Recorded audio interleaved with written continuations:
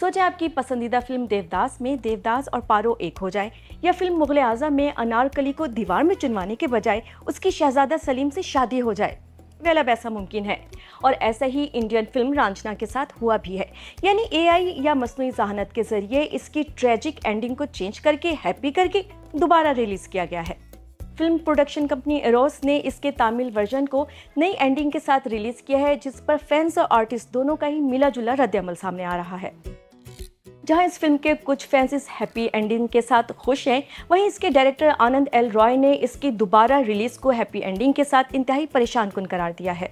उनका कहना है कि ये उनके लिए शदीद दुख का बाइस है, क्योंकि उन्हें धनुष और सोनम कपूर की इस फिल्म की दोबारा रिलीज के बारे में बिल्कुल इल्म नहीं था।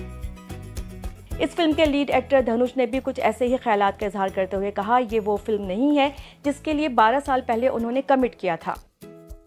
एआई के इस्तेमाल से फिल्मों या उसके कंटेंट को तब्दील करना आर्ट और आर्टिस्ट दोनों के लिए ही निहायत तशवीशनाक है। ये ना सिर्फ कहानी सुनाने की सच्चाई को मुतासिर करता है, बल्कि सिनेमा के लिए भी खतरा है। इसके अलावा फिल्म के डायरेक्टर ने यह एतराज़ भी किया कि बतौर फिल्म डायरेक्टर इसकी तख्लीक से मुतालिक कानूनी हुकूक उनके पास हैं।